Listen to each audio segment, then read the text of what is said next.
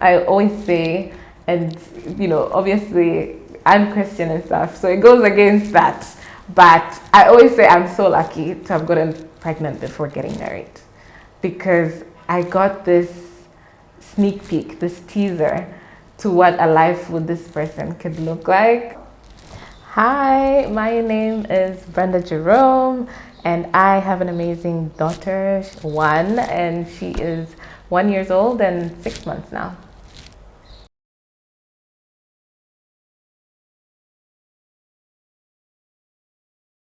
So when I first found out I was pregnant, I remember it was my then boyfriend, now husband's bathroom, and I was terrified. I was so scared because obviously I did not plan it. I wasn't married then. I just finished school, started this new incredible job, so I was terrified with a capital T. But I think just having him there just made that all go away.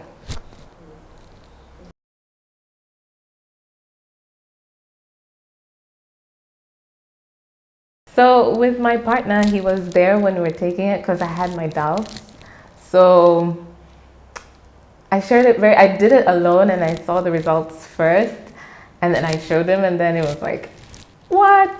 It was shocking, I think, for the most part. But I think, as I said, his the way he received it was really well. But with my parents and family, I think that was the most difficult one because the first person I told was my sister. And I think she was like very shocked. So her response wasn't like exciting. And then I took some time to tell my parents. I really did. So basically, what had happened is I waited like 3 whole months to tell my parents, and we lived in the same house. So I hid it the whole time. If you ask me why, I think it took me a while myself to accept it first and then like utter it, you know. And then I think the rest of the world, I kept it, basically I didn't scream and shout. I was just like, there you go, there it is. And that was me coming out. I remember just showing up at a wedding and I was like, this is my coming out party. I mean, yeah. So yeah, I just generally just had people's faces shocked and I was like, what? Why is this such a big deal? So I played it cool. But yeah, that's how I came out with the news that I was having a baby.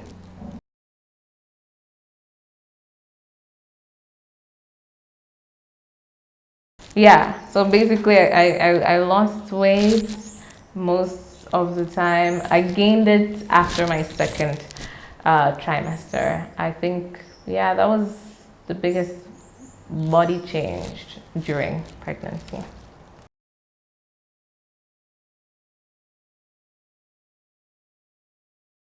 The biggest challenge was vomiting in my first trimester, um, and then basically after that it was smooth sailing. I think I didn't have a lot of blood at a point. I think at the end, and that's the time you really need blood supplies. So, but it wasn't totally bad. For the most part, my pregnancy was smooth if you compare to some other things other women go through. Yeah.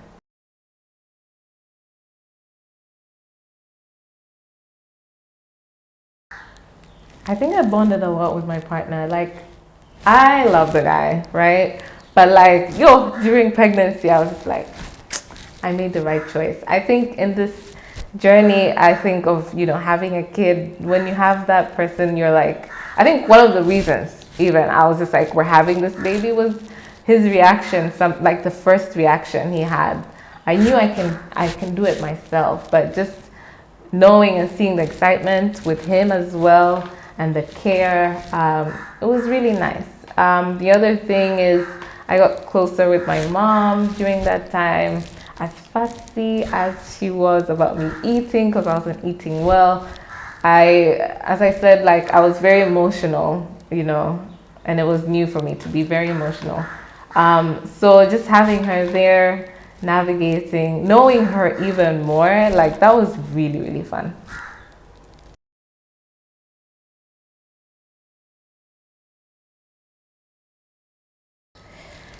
Oh, that's a good question. I took a number of steps. I think even before, I was really on the best physical health momentum.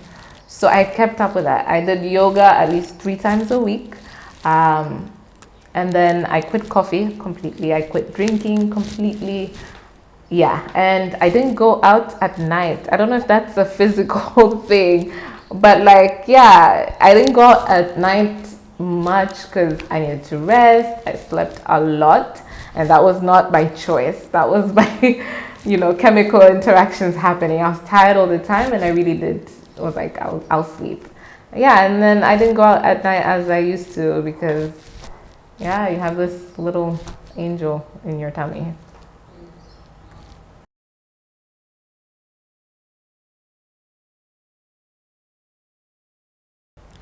I was more mindful of like food groups, the one they taught us in primary, that chart. I was like, okay, yeah, mboga mboga leo, matunda, that kind of thing. So I was more mindful of like what I consume, and I didn't consume things that I felt, at least after my first trimester, that would be harmful or bad. Yeah.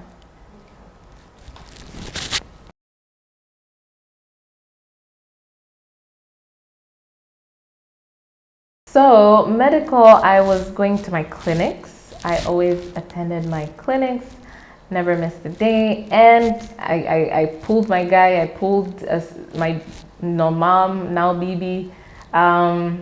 So, the kind of medical support during pregnancy was that. I never went alone. Um, I don't know, it was just nice to always have someone. And then support after or even after labor was I stayed at my mom's house for like 2 months. So that was really, really helpful. I will do that for the second, the third, and the fourth and the fifth, whoever comes. I will do that for all of them.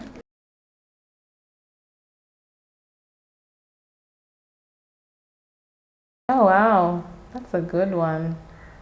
Um, so I think it's good to talk about like before how we were before pregnancy. I feel like we're very like active. We went to restaurants a lot, events and all of that. And we spend a lot of time with each other. I think we do still, just now you have another human asking about your conversations and just always there. But before even pregnancy, we were really like close. And I hung out a lot with him and we spent a lot of quality time. But I think one thing that pregnancy does, it reveals a lot more than you think. So you get to know each other like really, I was like, this guy's really put together, before. And then during pregnancy, I realized he has fears. He has concerns. He gets nervous, which I always, because of how we met, I always thought he was a very put together person. I came to know he's actually very weird and funny as well.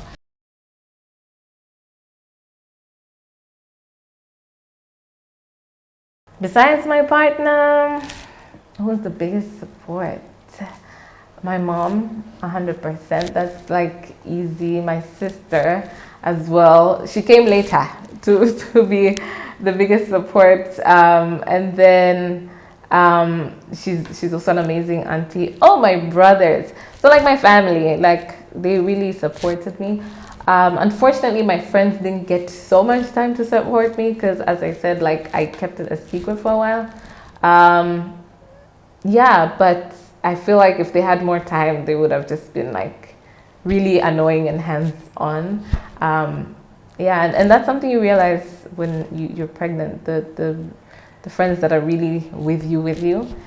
Yani ule utoto unaishaisha kidogo, so yeah.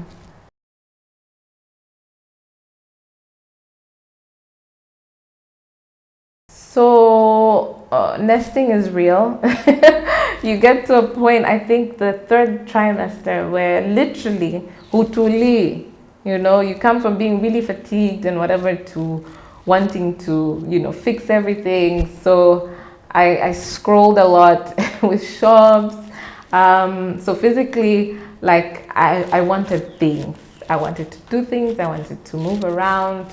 Mentally, I prayed a lot during that time. Because, yeah, you have this, it's like the gates of hell, which is labor, are right there and you see them, right? And you're like, you have to go. Someone is just pushing you. You're like, why are you pushing me? Like, so I had to pray a lot to overcome the fear of labor and, if the baby's going to survive or you're going to survive. You think a lot about death during pregnancy, as much as you're bringing so much life, but intrusive thoughts. So I prayed a lot about that and decided, hey, it's gonna be good, she's gonna be good, everything's gonna go well. And I think financially I saved a lot of my coins, and I ensured that whatever money I'm earning now, I was frugal as hell, because I didn't want any surprises. I wanted to be comfortable, and as a woman, yes, great supportive partner, but I'm an advocate on having your own bag, with or without a partner. So yeah, saved a lot.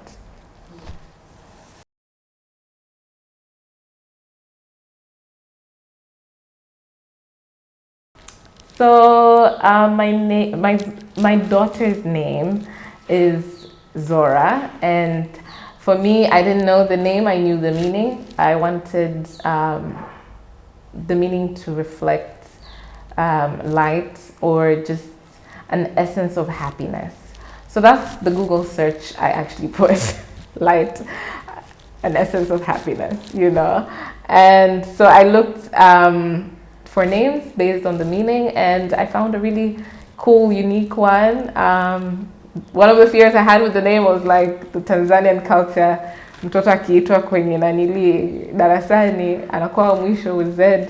But I was like, there's AI now. They'll just automate everything by the time she's in secondary school, so she'll be fine. Yeah.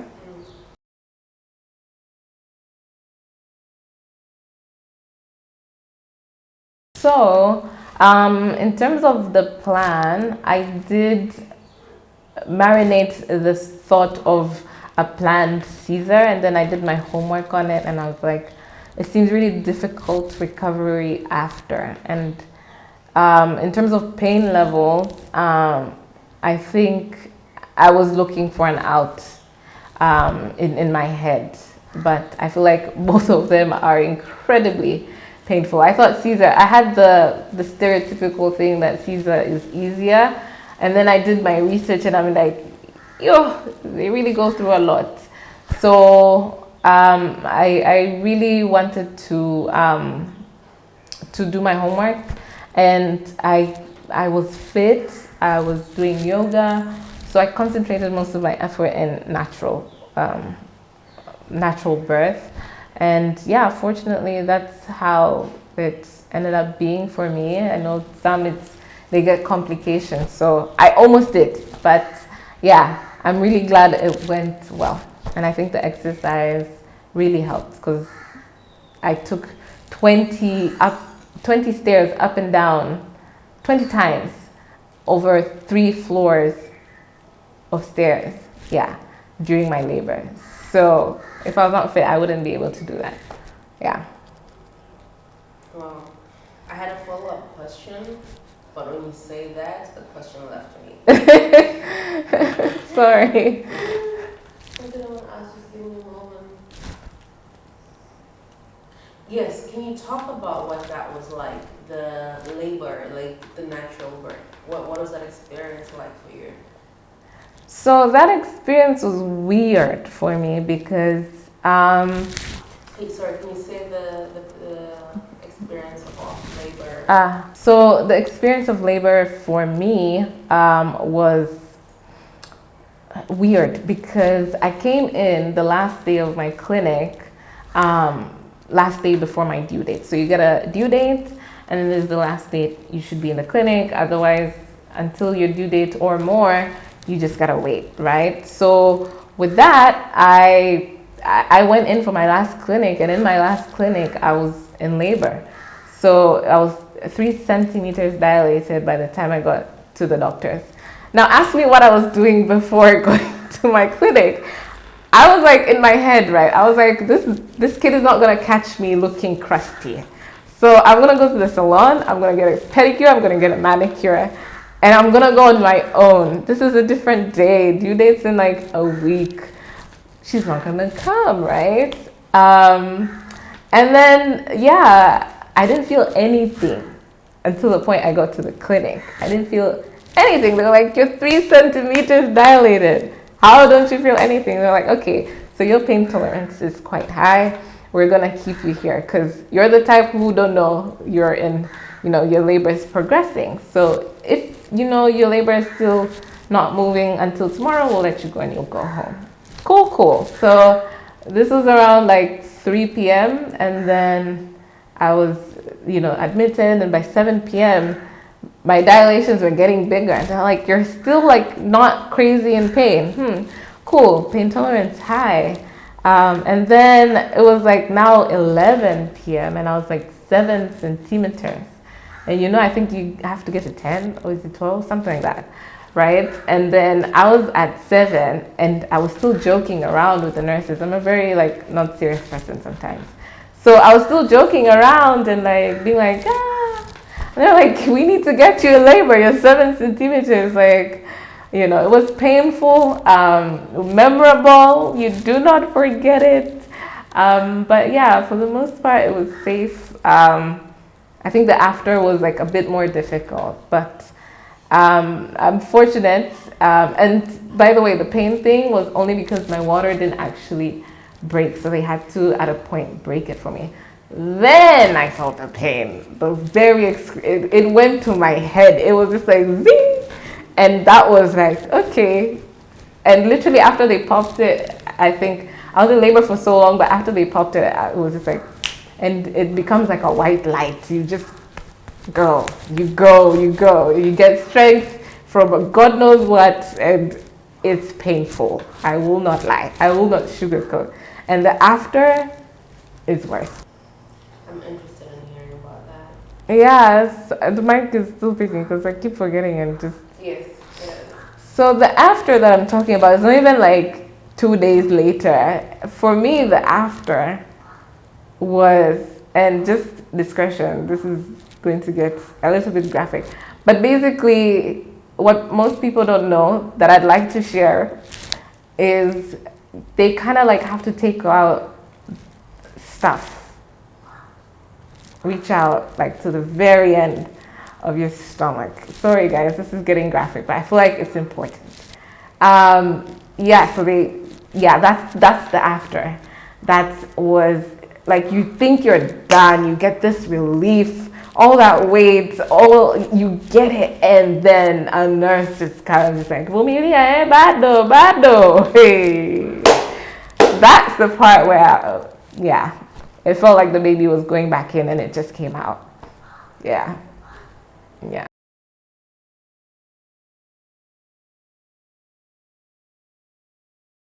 Honestly, I thought I was gonna look terrible. I had the idea in my head that pregnant women, but the baby gave me so much life. Like, my skin was glowing. And I think because I was eating right, the things I should be doing not pregnant, I was doing because of another reason, having the kid. But yeah, because I was eating well, I was exercising, I was, drinking my water the way I'm supposed to, I was glowing. It's the prettiest I've felt, which is weird, right?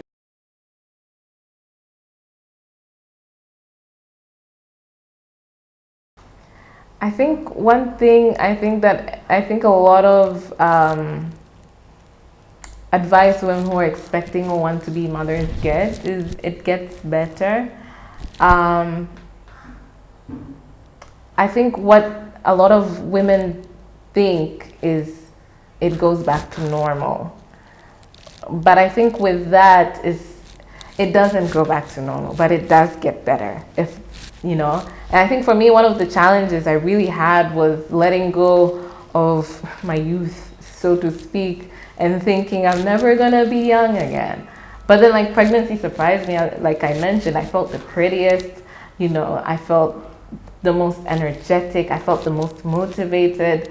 While it is an adjustment, I think for me it got better in the sense that, you know, it was different, it was new, and I really had a hard time accepting that, you know, things are not gonna go back to normal again, and, you know, I'm gonna get wrinkly and whatever. And that all does still happen. It's just, it gets normal, and you know, your truth changes the way it needs to. Yeah.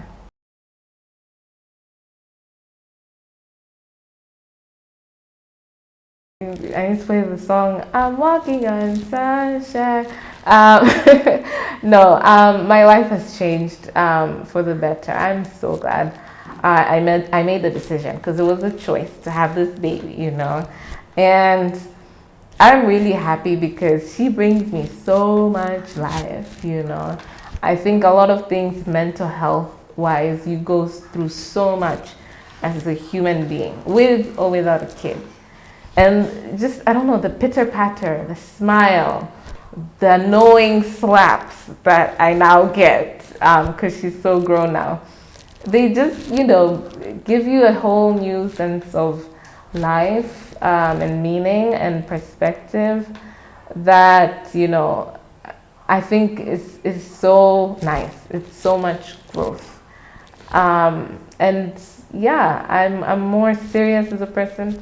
I want to make change. I'm not as materialistic. I mean, in the sense of like chasing the bag. I want to do something purposeful rather. So yeah.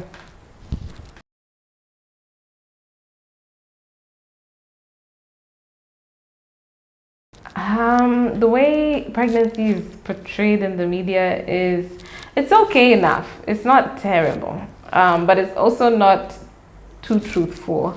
I think you go through a lot more than, and people are like, oh yeah, pregnancy is like cute, your little bump, and now the media is like, you know, cutesifying it, and me guilty in charge. I had a whole photo shoot, but you know, when you see like a photo shoot and people, like someone is pregnant, you're like, ah, this is so beautiful, but you don't get to see a lot of behind the scenes. And I do wish there were more real, like, realness. Like, if someone can really tell you that, you know, during labor you get fisted, I would love to have seen that. So the media is not doing enough, but it's not absolutely terrible currently.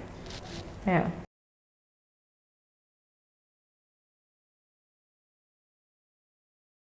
Yeah, I think I have more notes on after pregnancy. But should I talk about the after, or? Go ahead. I think after pregnancy, the thing that I would love a lot more women to know is postpartum depression is real. It is realer than it is seemed to be or made to be. It is intrusive thoughts. I remember this is a very bad intrusive thought, but I was carrying the baby at maybe 4 weeks old, and I was at a balcony. I was like, that intrusive, like that. Like I was just like, what if I fall with this baby? What would happen?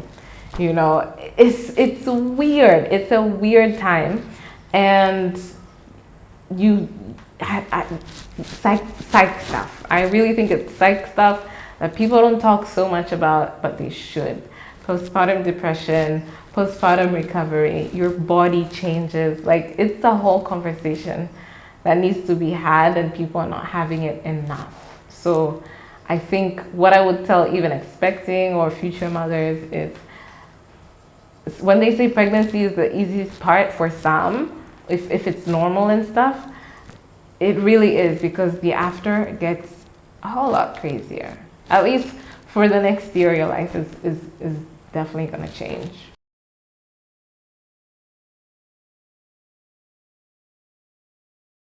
I think what I would like my child to know um, is that I was growing too. I would like for them to understand that I didn't have it all. Um, and I know, at least for me, my parents seemed like they had it together. But like one thing pregnancy does tell you, it tells you a lot more about your parents, and that they're human. I used to look at my parents as very perfect. Meanwhile, I didn't know the financial conversations that happened behind the scenes, the societal ones. Like, I didn't know what my mom, I didn't even ask. I haven't even asked until this day. I should ask what that experience was for my mom. So I would love my kids to know that pregnancy is a very like growing phase to the parent as well. And as much as you try to keep it together for your kids, they're human as well, and probably very much so like as you, as a matter of fact. Yeah.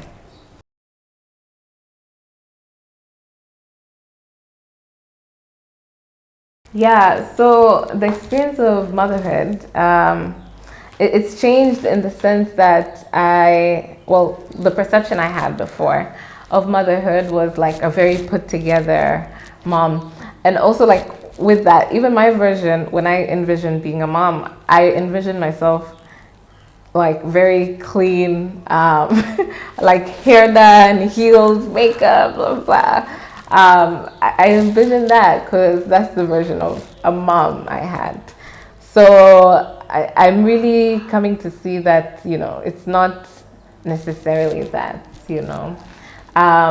So I like during pregnancy I learned about my mom's anxieties and why I have it and things like that. So yeah, like it was just very nice to know that there's someone beneath just mom. Like there is, you know, the human part to things. So yeah, that's one of the things that changed my perception, like with motherhood. Yeah. Thank you so much for joining us. I appreciate you. We have reached the end. Yay. Remember to like, follow, subscribe.